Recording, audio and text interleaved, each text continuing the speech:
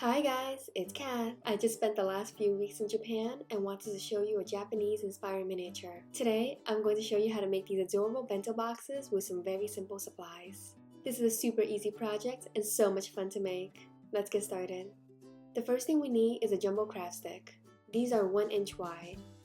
I measure and cut 3 1/2 inch segments. Score the wood on both sides with a utility knife and snap it off. These will form the base of a bento box, the base of the food tray, and the top of the lid. Using one of the 3 rectangles, let's make the food tray first. Grab some thin coffee stirrers. For the sides, cut out 2 1/2 inch pieces and 2 7/8 of an inch pieces. Then glue these onto the sides of the base. Make sure to glue the coffee stirrers on top of the rectangular base. That will make sure the sides are the right height.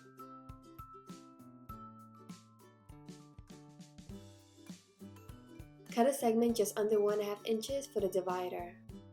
With a 3/8 of an inch segment and 2 1/2 inch segments, I divide this tray up even more. Add one final tiny piece for the condiment area.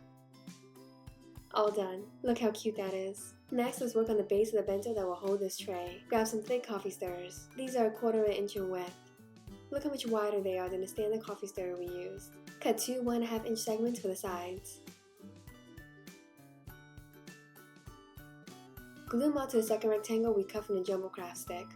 Make sure these sit next to the base and not on top of it. Cut 2 1/8 inch segments for the shorter sides. This bottom piece is all done. Let's make the top lid. From the thick coffee stirrer, cut out 2 more of those same pieces. One 1/2 inch segment and one 1/8 inch segment. Split each of these in half lengthwise to make these very thin.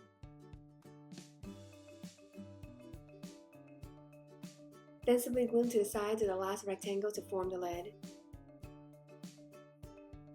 Super easy.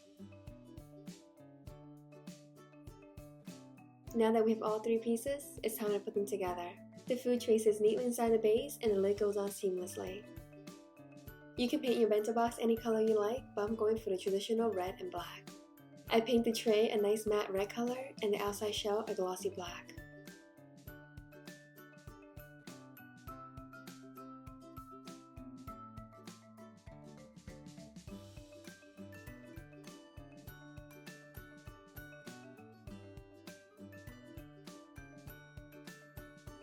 Another option for building your bento box is to pre-paint the wood before even cutting it so you can assemble it anywhere you like.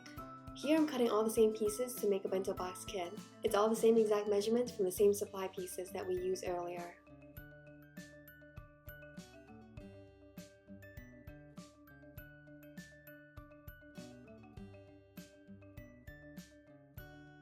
Here I'm making the pieces for a super easy bento box with no compartments. Cut a 3/4 of an inch in length from the jumbo craft stick for the bottom.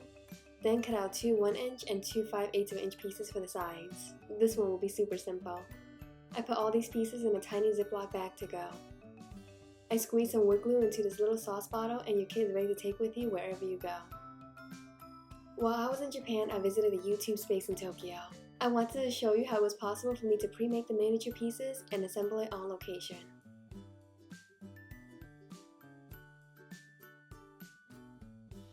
For the bento box, simply assemble it the same way we did with the unpainted wooden pieces. This step is now even easier because the pieces are color-coded.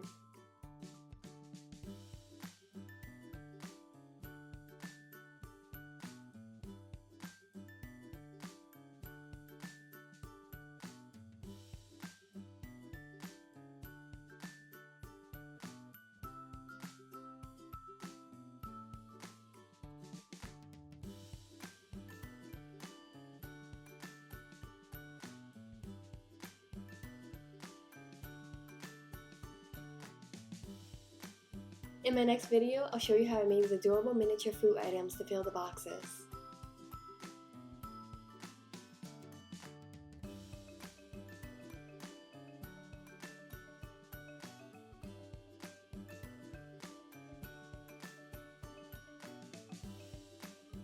Here's the last bento I was talking about with no compartments. Just glue the side pieces onto the base. I filled this one up with some rice and 2 unagi pieces.